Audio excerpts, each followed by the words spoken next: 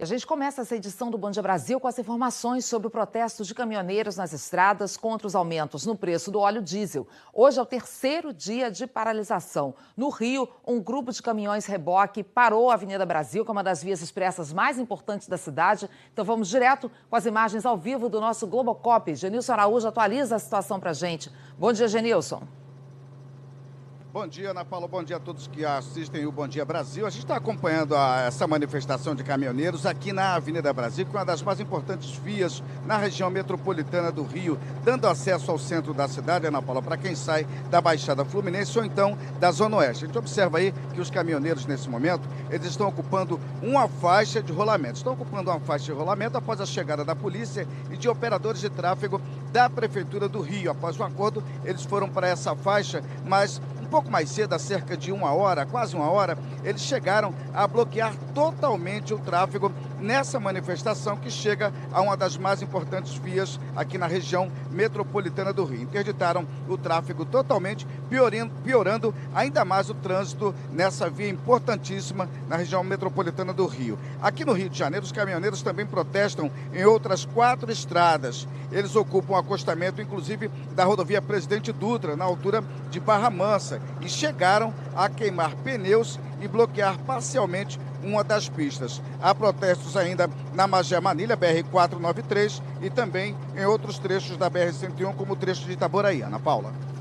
Obrigada, Genilson. E olha, alguns centros de distribuição de alimentos já começam a sentir os reflexos dessa paralisação, porque os produtos não chegam. Vamos então dar um giro agora pelo país, mostrando a repercussão desses protestos em alguns pontos. Começamos por um centro de distribuição de alimentos no Rio de Janeiro, com a Priscila Chagas. Oi, Priscila, bom dia.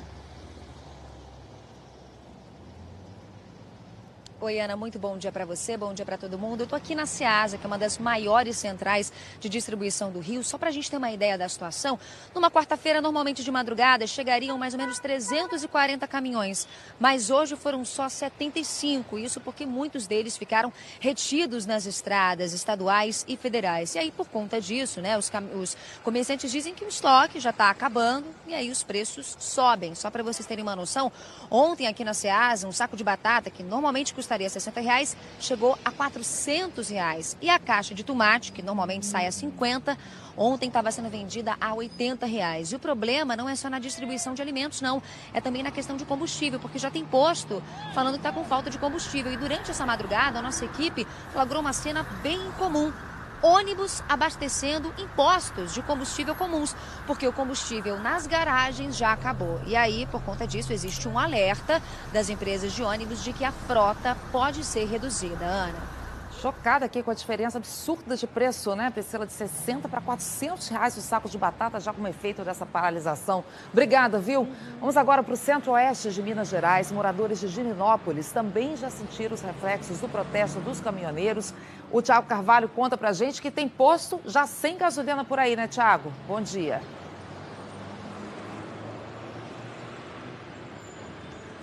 Olá, bom dia, Ana, bom dia a todos. É isso mesmo, nesse posto de combustível onde eu estou já não tem mais gasolina. O reabastecimento dos tanques, que aconteceria na segunda-feira, foi bem a data quando começou aí a manifestação dos caminhoneiros. Mas aqui em uma bomba ainda há óleo diesel. Então o que está acontecendo? Tem muito motorista de van escolar, de ônibus escolar, aproveitando para encher o tanque. Divinópolis tem 17 postos de combustíveis e nossa equipe já encontrou pelo menos 5 sem gasolina. Muitos motoristas também correram para os postos ontem à noite e a gente percebeu que tem informações de fila hoje de manhã. A direção regional da Minas Petro ainda não se pronunciou sobre o assunto, mas informou que vai emitir uma nota ainda hoje à tarde para informar quantos postos na região estão sem gasolina. Ana, é com você. Obrigada, Tiago. E olha o que já está acontecendo no Recife. Os pontos de ônibus amanheceram mais lotados do que o normal porque a frota foi reduzida exatamente por causa de falta de combustível. Cassiane Gomes tem as informações ao vivo para a gente. Bom dia, Cassiane. Olá, Ana. Bom dia. Os passageiros estão reclamando, sim.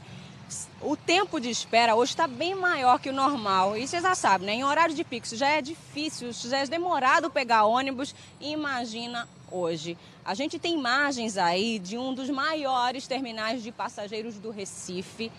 As filas estavam bem longas logo cedo. O Grande Recife Consórcio de Transporte, que é a empresa que gerencia os ônibus na região metropolitana, disse que está usando a mesma frota do período de férias. São menos ônibus circulando. A empresa disse que agora de manhã serão feitas 2.000 viagens a menos. E isso representa 8% do total, Ana. A gente está aguardando no decorrer do dia o que é que vai acontecer. Ana. Obrigada, Cassiane. Olha, de Pernambuco, vamos lá para o Rio Grande do Sul, porque manifestantes estão impedindo a entrada de caminhões-tanque numa refinaria na região metropolitana de Porto Alegre. O Bernardo Bortolotto tem as informações. Bom dia, Bernardo.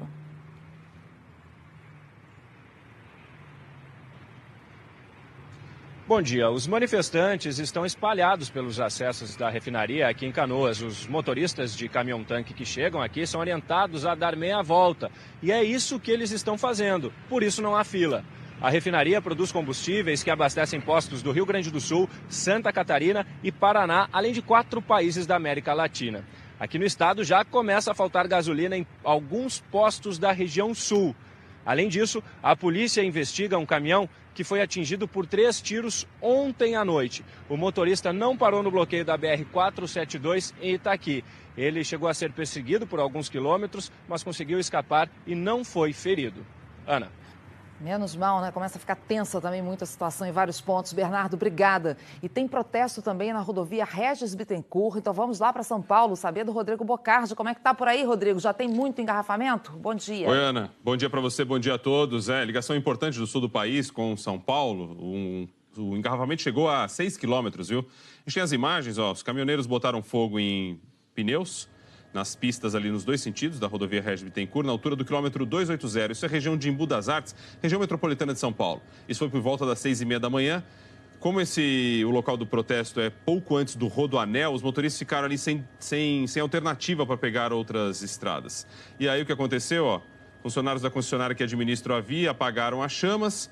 No sentido São Paulo, somente uma faixa da via foi liberada.